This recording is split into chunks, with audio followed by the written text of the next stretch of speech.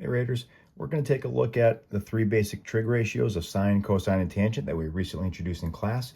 And we're just going to take a minute to review how we do the beginning parts of this about figuring out what sides we're considering opposite, which sides considered adjacent, and which sides considered hypotenuse. Because that's really what you need to know in order to be able to work with sine, cosine, and tangent with our little reminder of SOHCAHTOA, whether you prefer to write it out just purely by the sounds or directly with the ratios that they represent. So we're going to use a 30, 60, 90 triangle to take a look at this. And so first, we're going to focus on the triangle from the perspective of the 30-degree angle. That's what this is all about. When you're identifying each side length as either being opposite to the angle, adjacent to it, or if it's the hypotenuse, it's all about which angle you're going to be working with. So if we're working with this 30-degree angle, the first thing I would say is just a general review of right triangles. Generically, the two sides of the right triangle that make the 90-degree angle, those are generically called legs. And these are going to be the ones that are either going to be opposite or adjacent to the angle. The longest side of the right triangle, which is diagonal relative to the legs, the longest side, that's always going to get the name hypotenuse. So we can just go to that right off the bat. This is the hypotenuse.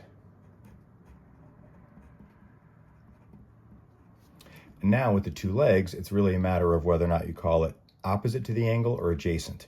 So if you look at the 30-degree angle down here, the bottom side length here is literally right next to and part of the 30-degree angle. So that's next to or adjacent to the angle.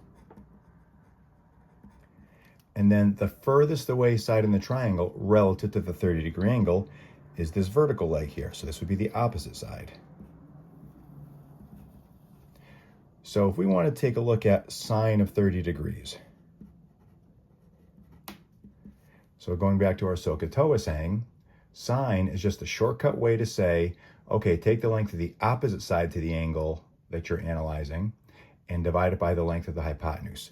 So relative to this 30-degree angle, that's going to set us up for a ratio of this being the opposite side, which is 3, divided by the hypotenuse, which is 6. So we can divide the numerator and denominator by 3. So this would simplify to 1/2. So sine of 30 degrees is 1/2. Now let's shift our focus. Now out of this original 30, 60, 90 triangle, let's look at everything from the perspective of the 60-degree angle. So we're shifting our focus. We're shifting the angle we're working with here. So now if we label our sides relative to this angle with the options of opposite, adjacent, and hypotenuse, once again, the longest side diagonal, which is diagonal relative to the legs that make the 90-degree angle, this is always going to be the hypotenuse. And then the two legs, your options there are going to be opposite or adjacent. So relative to the 60-degree angle, this vertical leg here is literally right next to it and it's part of the angle. So since it's right next to it, that's the adjacent side. And this horizontal leg is on the opposite side of the triangle relative to that 60-degree angle. So now, if I wanted to take a look at, say, cosine of 60 degrees, well, go back to our SOHCAHTOA saying, cosine is just a shortcut way to say, take a look at the angle you're focusing on, in our case, the 60-degree angle, take the length of the adjacent side to it and divide it by the length of the hypotenuse. So relative to the 60-degree angle, here's the adjacent side, which is 3, over the hypotenuse, which is 6. And once again, that simplifies to 1/2. So notice what this also kind of highlights for us. The sine of 30 degrees is exactly the same as the cosine of 60 degrees, because when all is said and done, it still involves the exact same combination of two side lengths. It's just a matter of the perspective of whatever angle you're focusing on.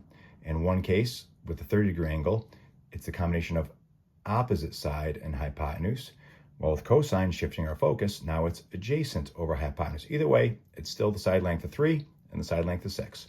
All right, hopefully this helps you identify, relative to the angles you're working with, how you determine which side we classify as opposite, which side we classify as adjacent, and then the hypotenuse.